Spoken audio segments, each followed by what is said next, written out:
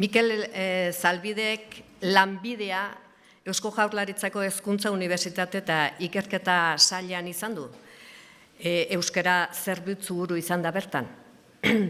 Baina hortaz landa, lanean gogor aritu da euskararen alde. Nik zerbait aipatzearren esanen nuke zientzia eta tekniken alorreko hiztegigintzan aritu dela. Euskaltzaindian berean 42 urte egin ditu lanean. Eta 2006an izendatu zuten Euskaltzain oso. Geroztik, ari da Euskaltzaindiarendako oso kutxuna den egitasmo batean. Jagon saileko Joanes Etxeberri egitasmoan, bertako zuzendari da gaur. Euskararen historia soziala ikertzen ari da hor. Euskararen historia soziala edo beste edozer ikertzen duelarik, Mikelek, oso sakon egiten ditu lanak. Zuaitz hortako adarraren puntia, adar baten puntia ikertu behar balu, zainetik hasita puntia hortaraino bitarteko zuaitzaren zati guziak aztertuko lituzke. Eta baita hor dauden bizidunak ere. Agintari jaun, eta barkatu, agian agintari handere, Euskaltzain buru, Euskaltzain kide lagunok, unibertsitate mundutik bertar hurbildurik ikusten zaituzte danok, kazetari ugariok, eta gainerako guztiok, egun ondiula. Egia da, 50 minutuko aukera dudala, ederra, zabala, hala ere atzo, errepasoa jotzen hasi eta berehala kontuatu nintzen, ez nintzala kabituko, eta iluna barrean, goizeko ordu txikiak arte laburtzen jardun dut. Gero pasadiot, Ibon Usarralderi eta goizean esan dit, gehiegitxo. Eta hemen berriro laburtzen aritu naiz, eta orain jakin dut, gainera 10 minutu gutxio ditula, beraz, saiatuko naiz.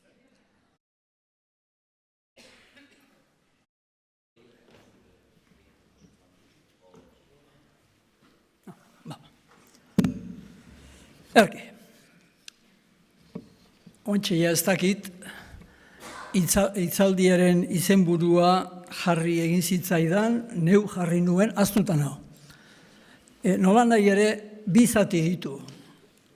Bata da, Euskaltzaindiaren sorrera eta bestea Euskara Batuaren egitasmoa. Ez Euskara Batua bere xehetasun guztietan, hori ere bai, baina batez ere egitasmoa. Eta horiek, perspektiba soziohistorikotik. Kasu honetan, batez ere, 1918an harturik oinarri. Perspektiba soziohistorikotik jardun nahi badugu, kontuan izan beharko dugu, transformazio bortitzak izan zituela Euskal Herriak lehen karlistada amaitu zenetik. Aldaketa biziko hamarkadak izan zian plano demografikoan, ekonoteknikoan, soziokulturalean, soziolinguistikoan eta politiko-operatiboan. Eta gainera, azken plano horretan, arras koiuntura berezia bizi izan zen 1918-19, beste zenbait autorek lehendik ongi azpimarratua dutenez. Lehenengo mundu gerra bukatzeko puntuan zegoen Eusko ikaskuntza sortu zenean eta bukatu berria zen, berria, hilabetetako kontua Euskaltzaindia sortu zelarik.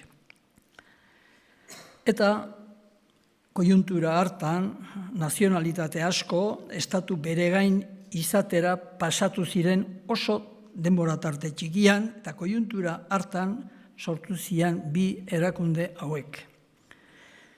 Horrek esan nahi du, euforia, errezelo eta beldur giro hartan sortutakoa direla eusko ikaskuntza eta euskaltzaindia, erregea oinatira etorri zelarik, bertan esan zuen euskarari sendo eusteko.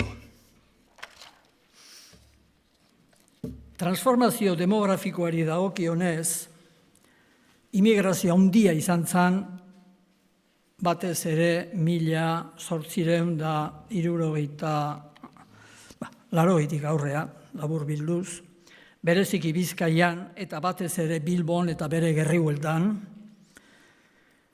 Bilbon immigranteak ziren 1880an, jasotako datuak oso okerrez baldin badabil, biztanleen 40%, eta 1900ean biztanleen 48%.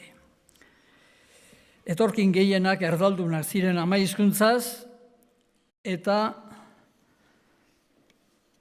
euskara galduz zijoan edo mendetan erdal mintza esparru izandako eskualdean kokatu ziren gehienak. Transformazio ekonoteknikoari dagokionez, industrializazio uholde bizia izan genuen batez ere Bizkaian eta Gipuzkoan.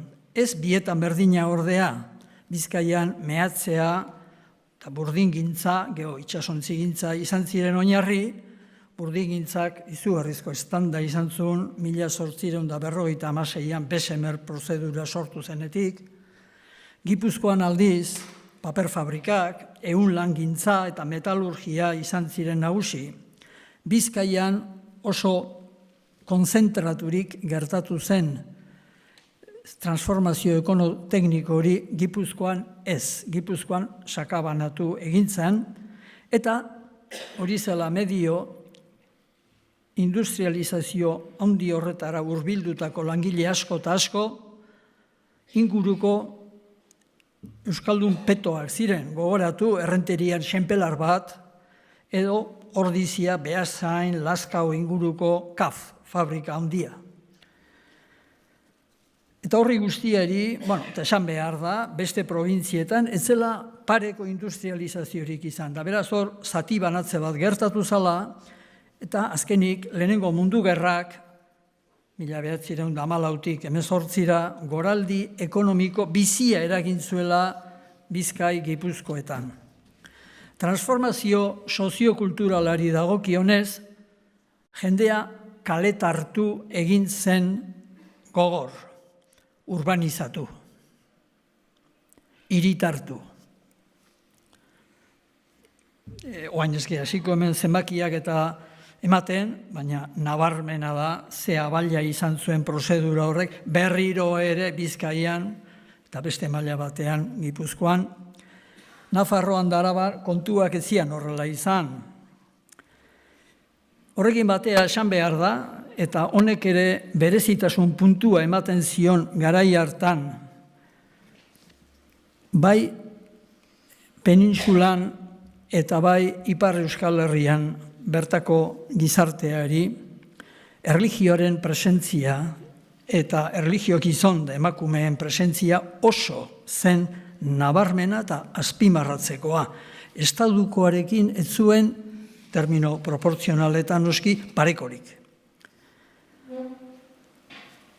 Erdal eskola nagusi zen, batez ere Moiano legearen ondoren, bertako diputazioek azken agintea ahalmena galdu zituztelari poliki-poliki eskola kontu honetan, baina naiz eta jende gehiena Gipuzkoan eta asko Bizkaian eta ez gutxi Nafarroan euskaldunak izan eta naiz eta isa ereduko eskolan jardun, alfabetatu itezian erdaraz, eta alfabetatze tasak, orduko estadistikak gezurrik esaten ezpadigute, estadukoak baino nabarmen altuagoa ziren. Baina, erderaz zian alfabetatze tasa horiek altuak, ez euskaraz. Jendeak euskaraz gehiengo zabalak etzekien ez irakurtzen da ez idazten. Transformazio soziolinguistikoa hori guztia dela medio oso izan zen nabarmena.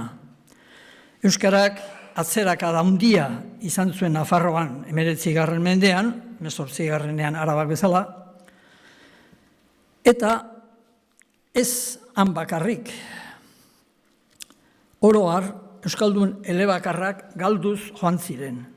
Ez erabat Gipuzkoan, hori beranduxeago etorriko zen, baina oro har, euskaldun elebakarrak galduz joan ziren, elebidunak ugaritzen, eta elebidun horietako asko eta asko, ez ziren euskal elebidun, erdal elebidun baizik. Erosoago, zaluago, biziago moldatzen ziren dagoeneko erdaraz, euskaraz baino, eta euskaraz hitz egiterakoan erdal interferentzia gero eta nabarmenago zituen. Inork hortan interesik balu, eta uste dut dozena erdi bat doktore tesi egiteko materia badagoela, irakur itzazue mesedez,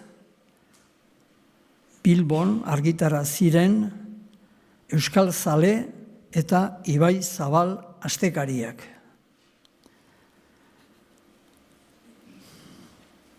Garaibateko euskal mintza esparrua, hein handi batean kontinuum trinkoa izandakoa zartatzen eta zatikatzen hasi zen, geota gehiago irla uarte hasi zian euskal gune horiek bihurtzen, eta euskal galgarri diren social dependency relation modukoak trinkotzen eta gotortzen joan ziren. Horren guztiaren ondorioz, Bizkai Gipuzkoetan, luzaro language spread edo hizkuntza erdararen edapena izandakoa, language shift, erdalduntze prozesua bihurtu zen. Gauza bat baita, berehala entendituko duzue hori, gaur zerbait esateagatik berdin du beste leku batean, Soria hiriburuan hainbat jendek ingelesez jakitea, beraz ingelesaren spread iritsi da, ara, eta beste bada gaur Soriako jendeak, 1989 eguneroko jardunean gaztelania ahaztu eta ingelesez diharduela uste izatea. Ez da language shiftik sortu, bai language spread zabaltzen ari da, osagarrizko hizkuntza edo additional language moduan ingelesa, baina horrek ez du bertako hizkuntza besterik gabe lekuzkanpo ateratzen. Azkenik, jende arlote, pobre, ikasketa apaleko, modernitatetik urrun bizi den kolektibotzat hartu zen gero eta sarriago euskaldun jendea. Horrek guztiak, azkenik, plano politiko operatiboan izan zuen eragin nabarmena. Bizkaian, enpresa jabe aberatse eta indartsua sortu ziren, eta horiek, plano politikora iritsi zian Liga Bizkaina de Produktores delakoaz. Eta lehen aipatu dugun erlijio munduaren indarrak presentzia nabarmena izan zuen karlismoaren, integrismoaren eta abertzaletasunaren bidez bereziki, baina ez horien bidez bakarrik. Abertzaletasun politikoa sortu zen Bizkaian, Sabino Aranaren eskutik, eta pausoka, hasieran apal, zabalduz joan zen beste herrialdeetara. Katalanismoa, 1910 ingurutik, eta lehen mundu gerra, 14-18 bitartean, euskal autonomismoaren katalizatzaile bihurtu zen, eta garaibateko helburu gorenak, helburu pragmatikoetara ekarri ziren, reintegración del país a la situación jurídica anterior a 1939 lemapean. Komunión Nacionalista Baska eratu zen, eta tartean ziren, batzuek bere ideologotzat hartzen duten Arantzadi Kizkitza eta Koldo Eleizalde.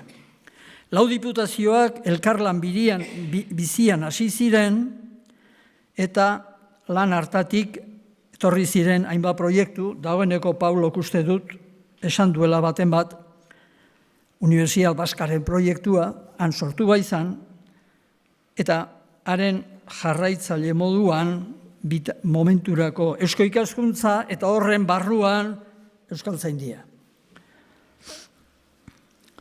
Autonomismoaren loraldia gertatu zen 1918 eta 1919.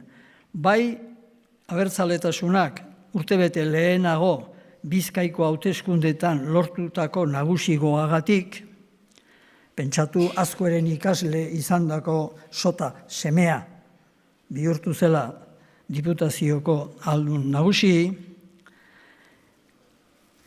eta bai Irlandaren ispiluan jendea begiratzen hasi zelako eta Imperio Austro-Hungaroaren porrotak nazio bere gainen sorbide handia ekarri zuelako, koiuntura horretan abertzaletasunak halako protagonismo bat hartu zuen, eta horrekin batera ez da gauza bera euskaltzaletasuna indartuz joan zen, karlista jaimisten, ez melisten, eta integristen artean, Gipuzkoan bereziki, baina ez han bakarrik, euskaltzaletasun seinale ezin gotorragoak agertu ziren. Eman dezagun, 1913an, eztabaida bizia izan zen Gipuzkoako Foru Aldundian, ea bertako funtzionario izateko ezinbestekoa zen euskaldun izatea. Eta tartean abertzalerik etzelarik, botazioan, nabarmen nagusitu zen, bai, ezinbestekoa da euskara eskatzea. Aldiz, handik urtera abertzaleak nagusi izanik Bizkaian, hori etzen aplikatu. Bueno, sartu daitezela eta 2 urte emango dieu eta ala mutilak, ikasi alde zuena. Beraz, gauza hauetan kontuz ibili behar dugu erabateko batbanako harremanak ezartzearekin, ze datuek batzuetan baietz esango digute eta beste batzuetan ezetz. Nola nahi ere, giro horretan, abertzaleak Europako instantzia soziopolitiko garrantzitsuetara hurbiltzen hasi ziren. 1916an, Lausanan, laster askatasun politikoa lortuko zuten herrialde baltikoen, bereziki Lituaniaren bidez, sortuta zegoen nazionalitateen elkartera, eta han egin zen 3. kongresura joan ziren, nor,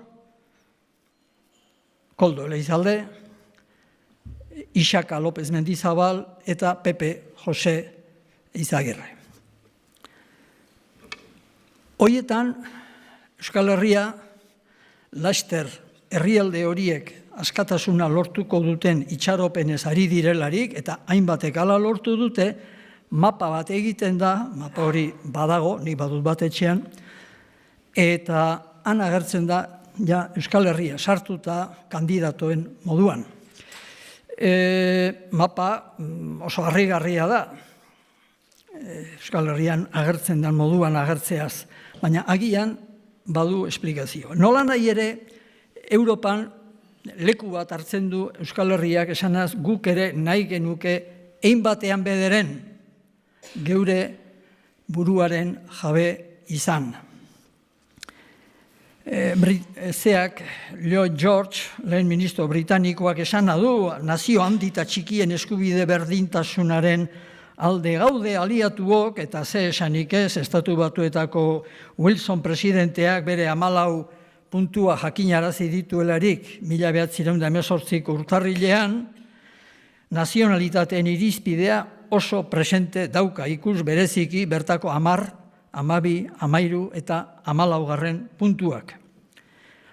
Horre guztiak pozez lehertzen jartzen ditu hemengo batzuk, kezkaturik besteak hemen eta Madrilen ze gertatu behar du, benetan orain gerra hola bukatu eta imperio handiak desintegratzea baldin badoaz.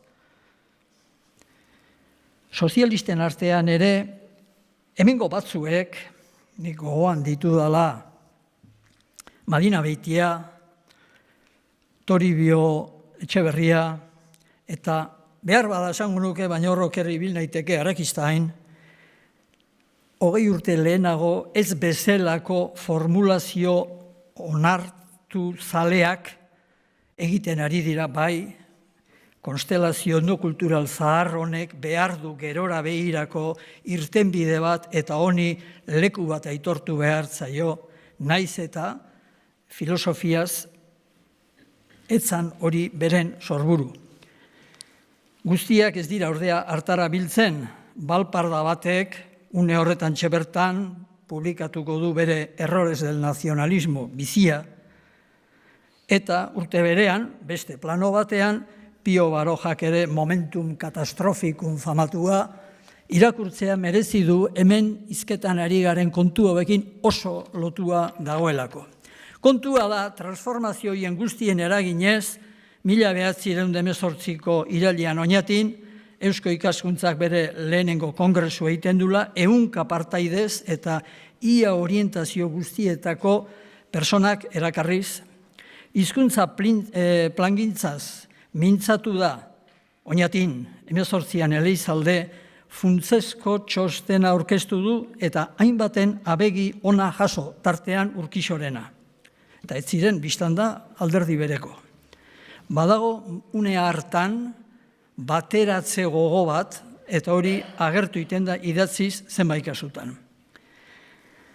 Hortik abiaturik eta Bizkaiko Aldundia bide erakusle dela, Euskaltzaindia sortzeko pausoak eman die hurrengo hilabetetan, hasteko Azkue kanpion Urkixo eta Elizalde izendatu dira, eta gero beste 8 nola nahi ere 1919ko udazkenean lanean da Euskaltzaindia.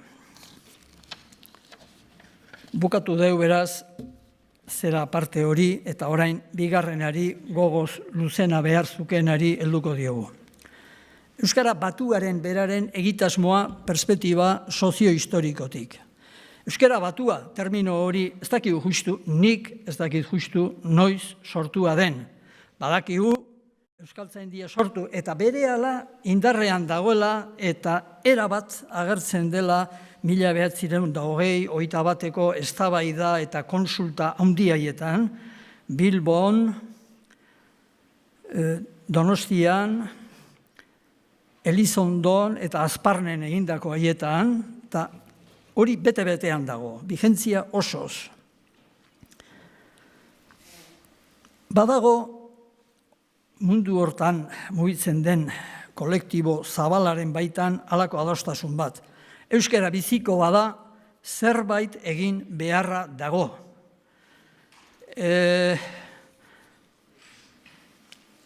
Ezin da bestela esperantzarik izan. Euskararen belaunez belauneko jarraipena segurtatuko bada, gainera, barne osaeran, hizkuntzaren barne osaeran ere zerbait egin beharra dago. Hori da orain aztertu nahi duguna.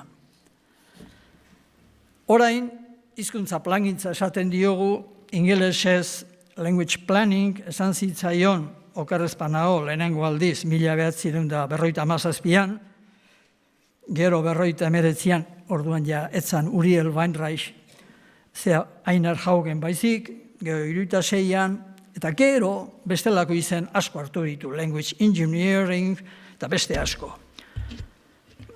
Funtsean gauza bera da.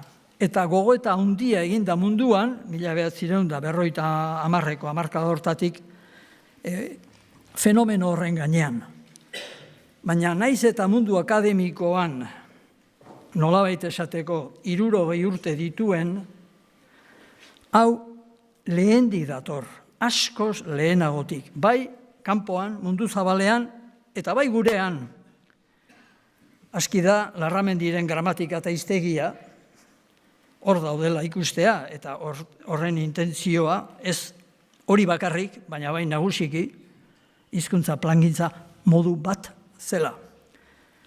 Eta perspektiba zabalagorako ikus jakina Koldo Zuazoren tesiliburua Euskaltzaindiak 1988an argitara emana. Zehaztasun handia daude konturatzeko hau ez dela momentu batean sortu, hau atzetik datorrela. Eta norbaitek esango du, baina zer da demontresko hizkuntza plangintza hori. Definizioak asko eman dira.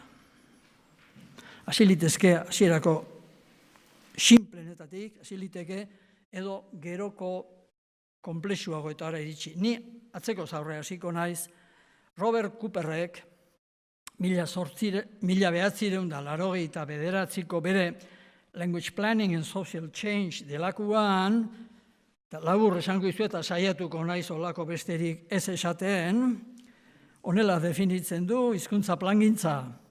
Deliberate efforts to influence the behavior of others with respect to the acquisition, structure, or functional locations of their language codes. Honek esan nahi du. 8 puntu hartzen dituela Cooperrek kontuan. Bat, nork egiten du hizkuntza plangintza?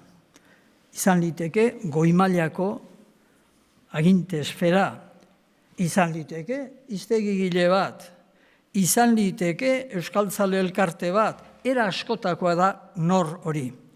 Eta nor da xede multzo, norentzat egiten da, berdin gertatzen da, hiztun elkarte osoentzat egin liteke, edo, eman dezagun, teknologia eta terminologia teknikoaren alorreko espezialista batzuentzat, hortan ere aldaketa handik egon daitezke.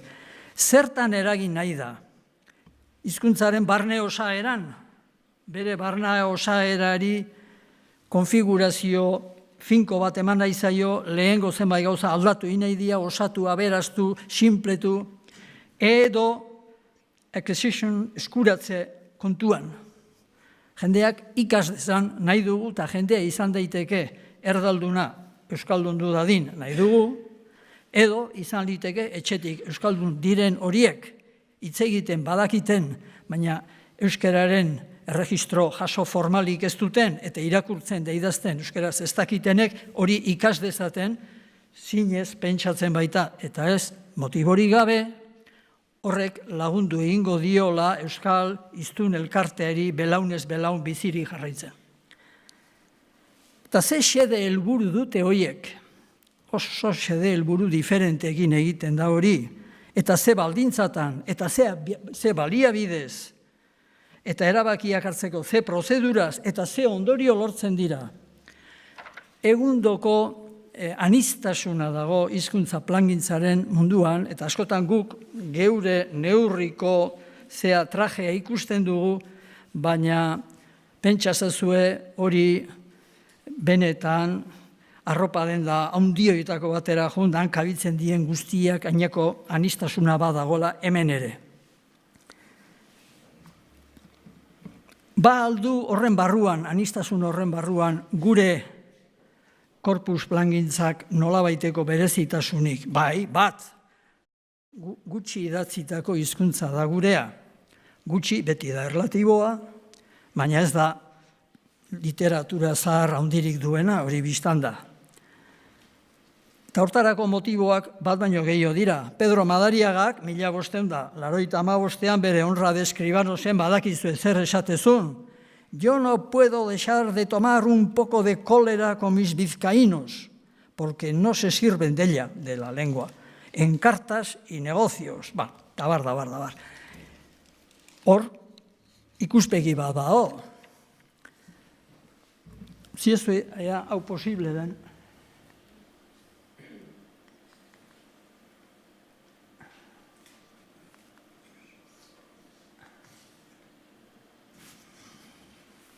Hauxe behar da, hemen batek lan egin du.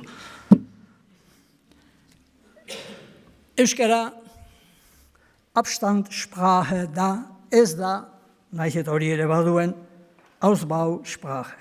Eta esango zuen, oain ere bota dituk, inork entenditzeko ez diren hitzak, eta horrekin lasai gehatuko intzan. Horiek funtsezko definizio dikotomi baten oihartzunak ditugu, izan ere, eta berehala entendituko duzue, gauza askotarako, gaztelaniaren aurrez aurre, katalanek edo galiziarrek duten problematika, eta euskarak duena antzekoa da gauza batzutan, baina besteetan ez. Zertan da diferentea. gure hizkuntzaren muin barneko horretatik gaztelaniara dagoen jauzia, askoz handiagoa dela, hizkuntza erromaniko batetik alboko hizkuntza erromaniko nagusira dagoena baino. Eta hori da abstand, tarte handiko hizkuntza da gurea. Hau, okerrez banago, Heinz Klosek definitu zuen 1952 eta garbi adibideak ematen hasi munduan eta lehenengoa euskara eman zuen. Gu horretan bagera diferenteak. Naiz eta gaur zuk eskola ume bati entzuten badiozu, andereño, ander tiene un morro que se lo pisa, esatezu, bueno, hain diferente, aldau, gure inguruko erdaretatik. Hori beste kontua da.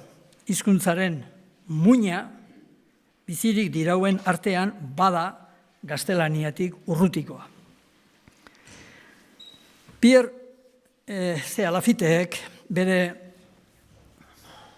Grammar hortan garbi eman zuen adibide batez, eta hor daukazue adibidea okerrez baldimanago goian, ezta?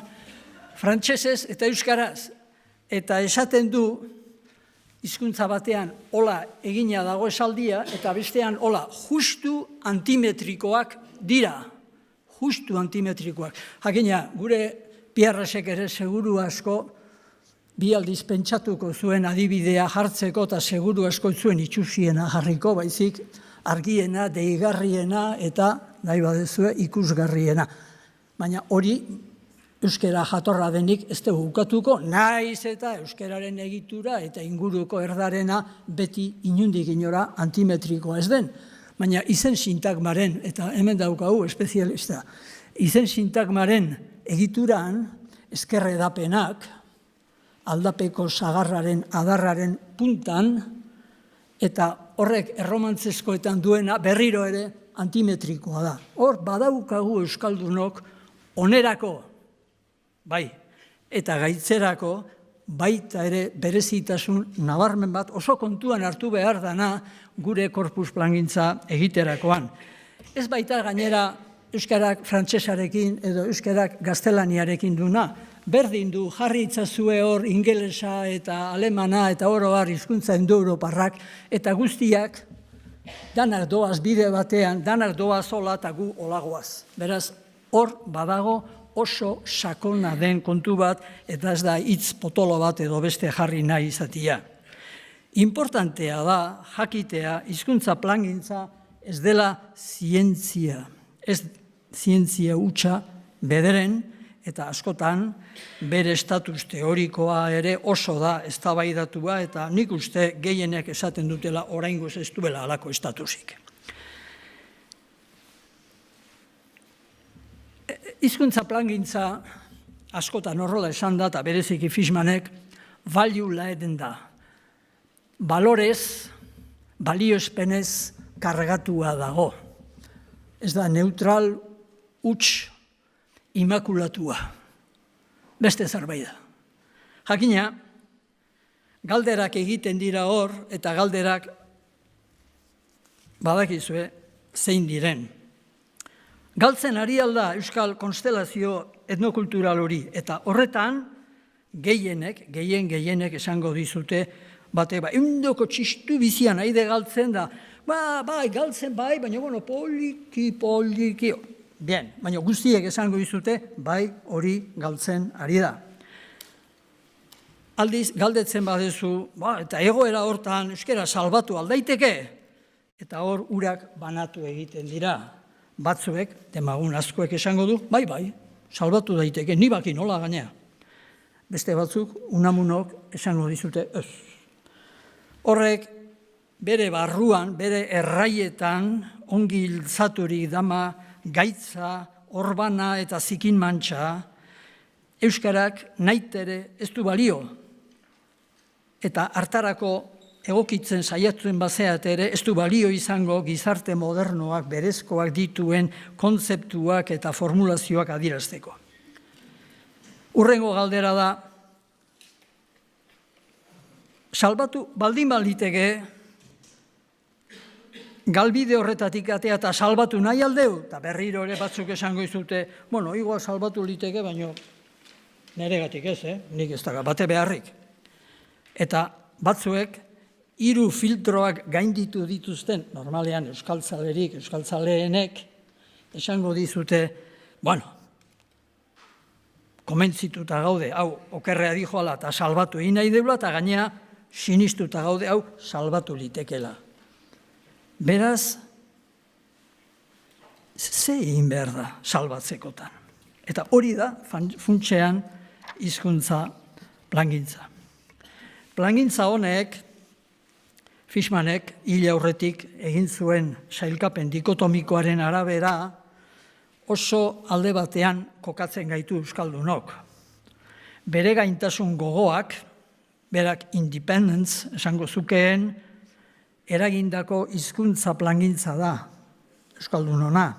Ez da interdependence gogoak eragindakoa. Oinarrian badakizu ze idea da bil euskaldunok aski gara geure burua gobernatzeko. Ikus azkoe 1886an grafizazioaz ari zelarik.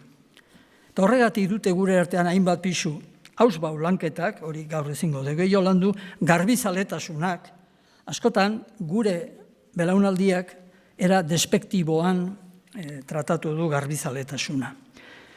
Baina geure buruaren harrikari gara, ze egunero luma edo pantailan jarri orduko, pentsatzen ari gara, bueno, bai, hau bai, baina hau nola esango di hau hemen, pixka bat txukun, geho agertu dadin jendartean, baina etengabe, beraz, guztio gara, nahita edo nahi gabe garbizale. Eta honek, oinarri estrukturala du Fishmanek esaten duen bere gaintasun gogoak.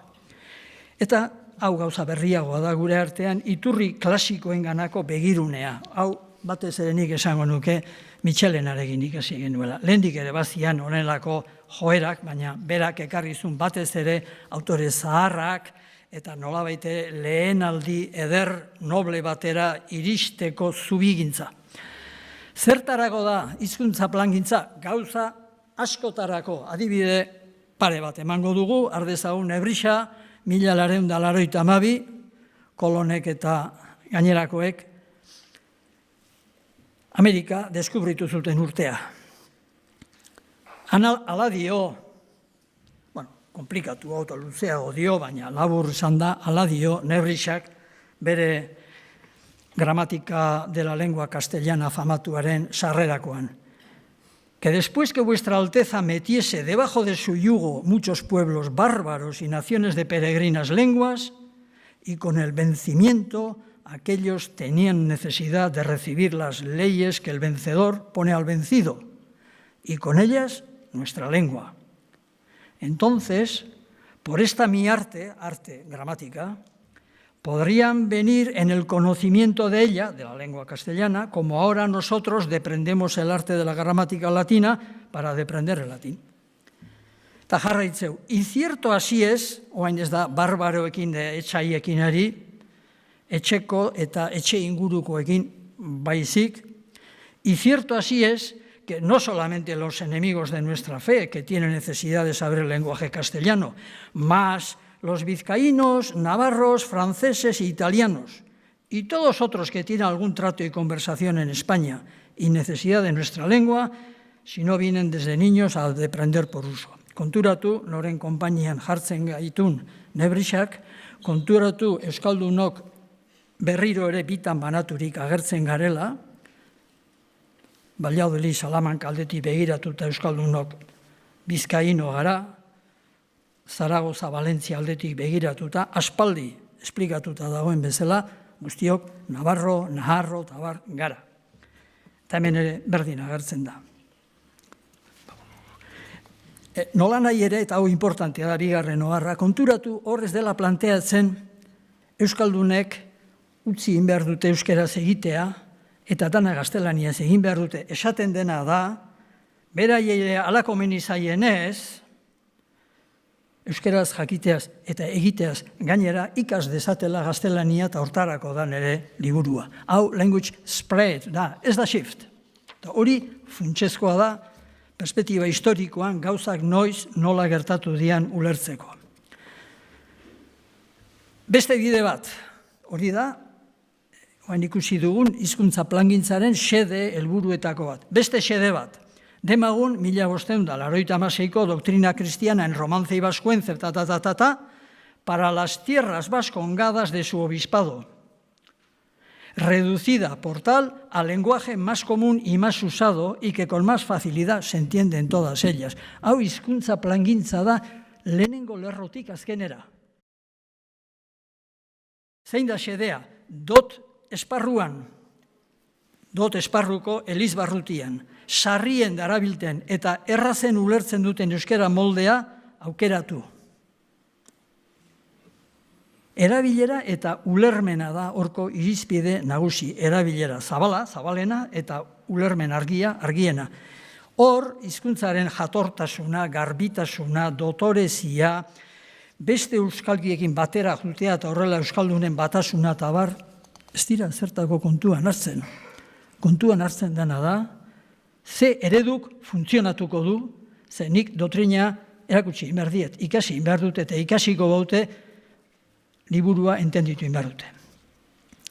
Jakina, honek erabateko aldaketak izan zituen mende batzuen bukaeran, eta batez ere 18ko paradigma ulertu nahi baldin bada, beste guztiak ezertan gutxietsi gabe, Koldo Eleizaldiren 1918ko metodologia para la restauración del euskera irakurri eta aztertu behar da.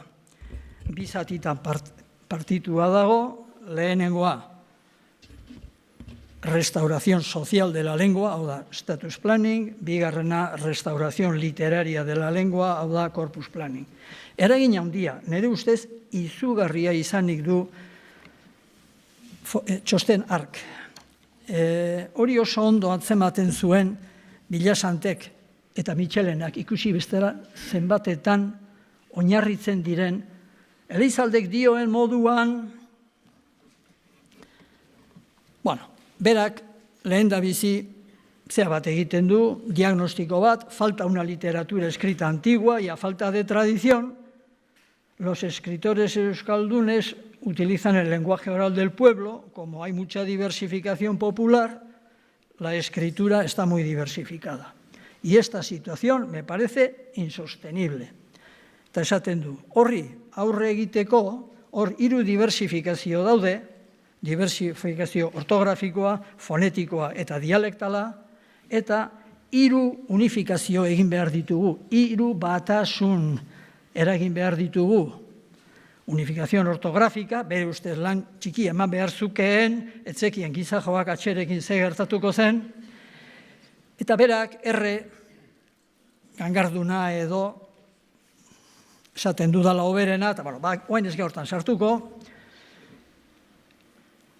kontua da, beak uste duela hor oso ondo goazela aurrea eta berehala konponduko dala gure batasun ortografikoa. Unifikazio fonetika dator, da nire ustez txosten honek duen altxorrik handienetako bat, hemen dago, Sandio Txaldak aldela ez transkribatu. Ogia, ogie, ogilla, ogixa, ogixe, obixe, eta esate, lo razonable será adoptar en la grafía la forma orgánica ogia, como única. Hori da gero egin dena. Eta horren oinarria Eleizalde da. Inoiz gutxitan aitortzen badiogu ere. Bustidura semantikoak eta bustidura asemikoak bereiz, bustidura semantikoei gizon bere leku aitortu, asemikoak baztertu. Korpus plangintzaren balorazioa egin behar bada, nik uste dut, oso argia eta zuzena dala batasun ortografikoaz eta bereziki fonetikoaz dioena, hemen zerbait galdu dut, hala beharko.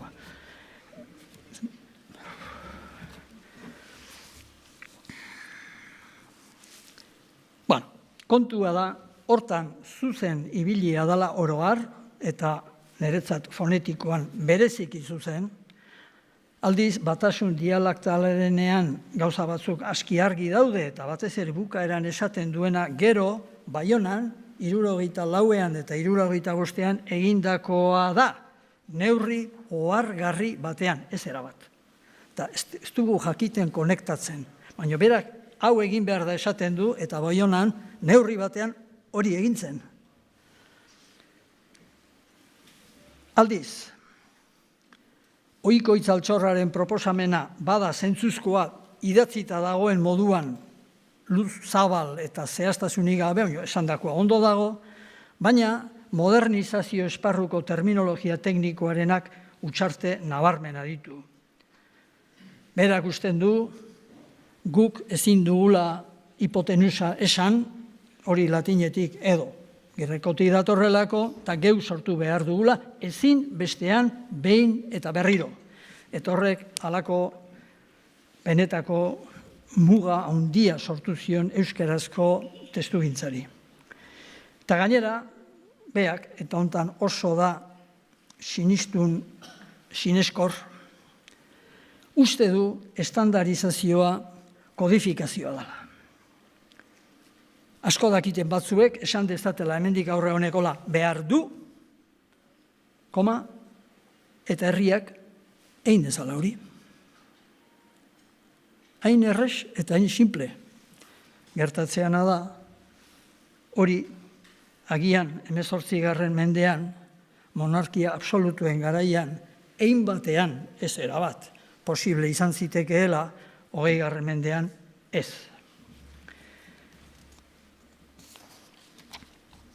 Status plangintzaz esaten duena, funtsean, hau da, gauzak ondo egin izan balira, bere garaian, hoy las voces euskaldun y vasco hubieran continuado siendo sinónimas.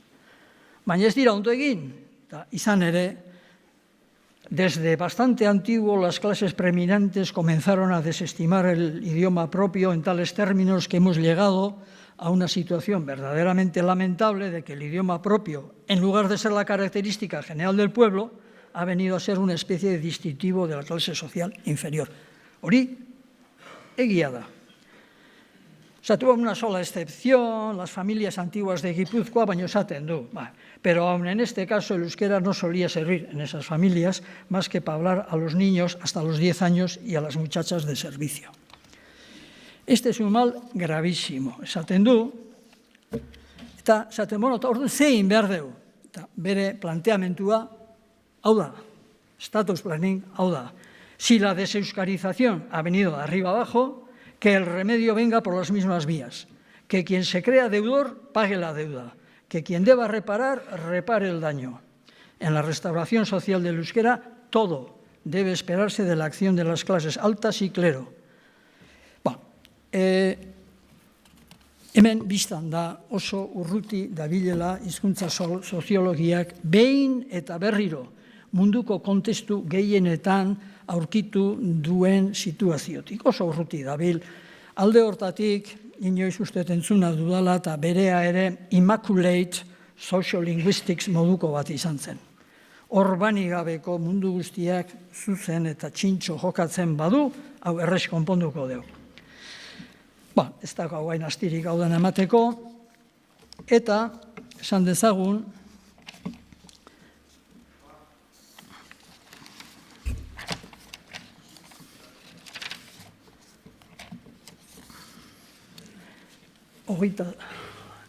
Euskaldunak bidegile dioen ja atzetik hasita 3. edo 4. izango da. Segi. Hau importantea da. Joera daukagu uste izateko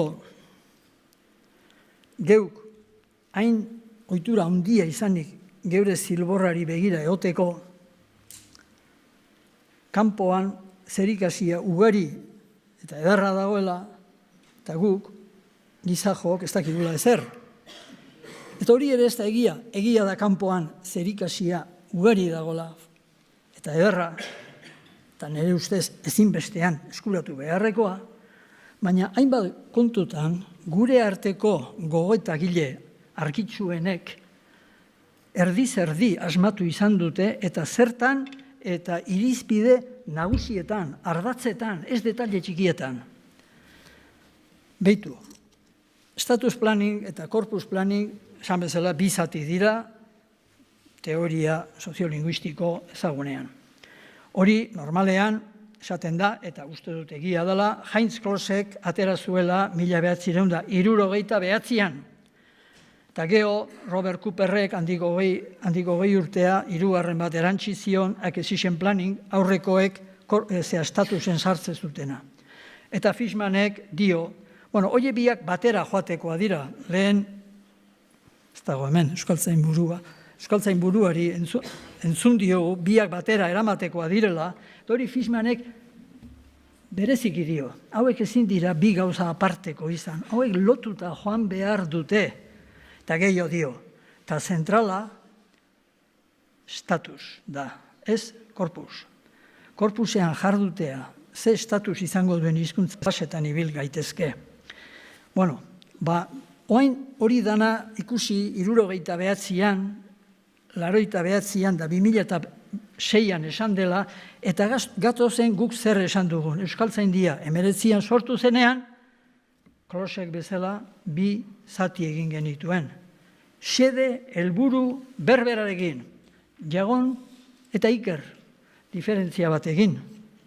Guk, Euskaltzaindiak, zatiketa teoriko hori egin eta idatziz, Klossek baino 50 urte lehenago egin genuen. Eta inorrez hortaz jabetzen.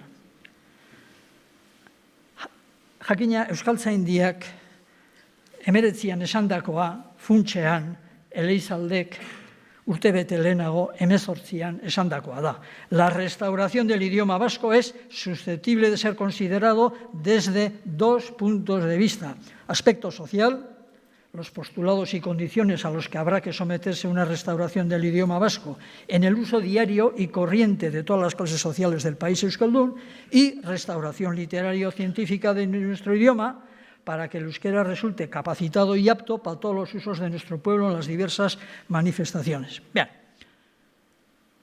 hori beraz, 51 urte lehenagotik esana zegoen Euskal Herrian eta idatziz jarria. Eta publikatuta dago eta ez dago galduta. Eta Koldok asmatu inaltzun hori? Ez. Koldok bere maisuagandik jasozun hori. Sabino Aranagandik. Sabino Aranak 1901 txostenean energumenoa zalda eta auta bestea intzula eta esaten den hartan funtsezko konfigurazio teorikoa ematen du. Eta esaten du, para que el euskera se levante y viva, son indispensables a la vez 2 cosas, berriro ere bien. Hacerlo necesario para la vida, en grande o pequeño círculo. Jendeak uste baino askoz pragmatikoagoa da, Sabino Arana.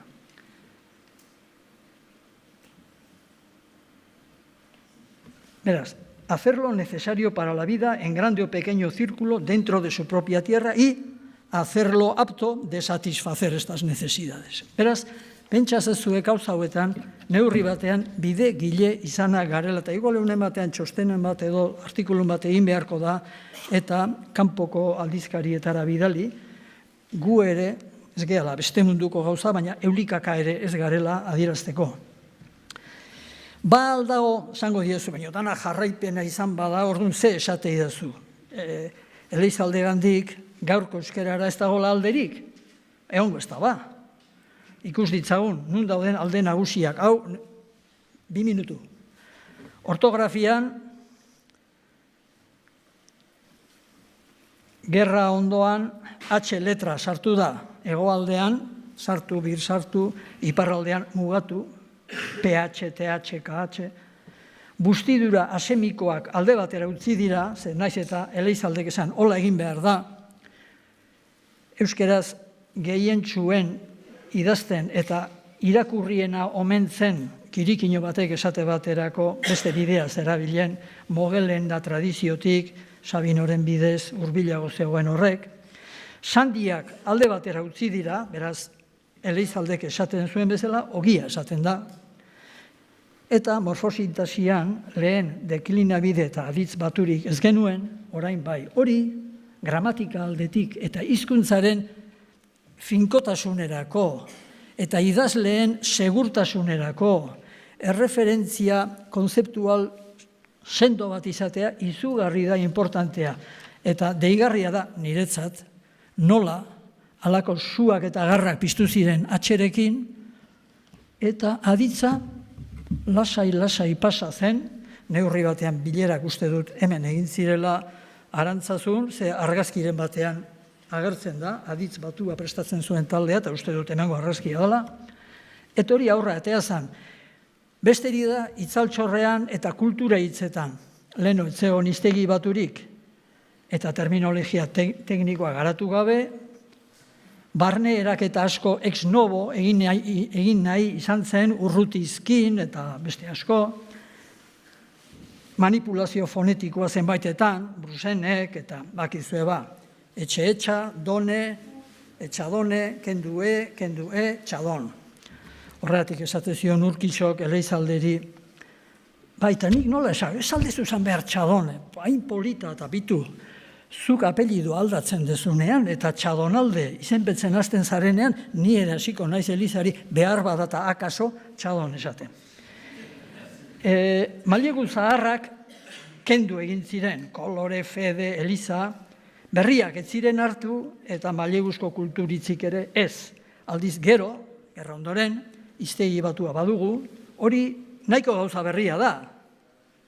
Batez ere azkeneko 10-15 urtetako fenomenoa da hau. Ez dakit konturatzen garen ze aurrera pide dan. Terminologia teknikoa aski garaturik dago. Hori etengabe berritu liteke, baina hor dago. Mailegutza zabala hartu da eta gainera idazkera ebakeraz sistematikoa. Ondo landua, ondo pentsatua, euskaltzaindiak urteak pasa zituen aurretik uzein abiatu genuen gogo eta lanari jarraipena emanaz, eta hori eginik dago eta norbaitek esango, nik oraindik etzekiat, o bukaera behar duen ala u behar duen da, holako mugakasu batzuk izango dira, baina orobar ondo funtzionatzen du, zabalkuntza semantiko asko egiten dugu. Velocidad esateko, eta lehen, inizio eta esateko balio zuen abiadura hartu dugu. Igorpen, orotarik euskal hiztegira joaten bazarete, ez da existitzen. Orain bada Donostian, autobus artikulatu handi bat beltza, elektrikoa, eta atzean 100 dotoreziaz esaten du, 100 igorpen, 100 elektriko. Eta badirudi, jendia gutxora ente itzeula. Hori, zabalkuntza semantikoa asko eraginda, eta leksia zabalduen bidezko izen sintagma eraketa asko egiten da. Behin-behineko abiadura, mugimendu uniformiki azeleratua, eta honekin bai bukatu egingo dut. Nik A, B izartxo bidez, oindala 40 urteko nere garai hartako zeaetan idazten nituen izen, gehi, adjektibo, referentzial modukoak, lehen ere batzuek, ez jendeak, apaizek, zenbait kasutan, bekatu mortal, bekatu benial, eta honelakoetan erabiltzen zituztenak, baina jendearen eguneroko mintza jardun arruntean lekurik ez zutenak, erabat sartu zaizkigu trumilka eta uholdika. Geu izan gara hori neurri batean potentziatu dugunak, beraz ez naiz beste inoren gaizki ezakari, guk egin dugu hori, gure belaunaldiak. Jakina honek baditu alde honak eta baditu alde txarrak. Egoera tipikoa, ibilbide parabolikoa, amplifikadore operazionala, eta honelakoak ez dira sartu ez 10 eta ez 100. Eta seguru esko 1000 ere ez, askoz gehiago baizik. Sigla eta laburdura berriak indar hartu dute, eta badakin hori behiratzen ari naizen da berak ere bai, baitu horretan bere protagonismo argia, eta amaitzeko. Lan handia, zinez handia eginda euskararen batasun finkapenean, oso aurreatua dago kodifikazio fasea, gordinago daukagu implementazio atala eta aski ahul ebaluazio zaila. Nire ustez, arazo praktiko handienetakoa hemen eta orain, espezialisten, Charles Ferguson, 1978 eta gerostikakoa ditut gogoan, intertranslatability horretan daukagu. Elkar itzul garritasunean. Erronka horri lehenbailen heldu behar zaio, Eskerrik asko.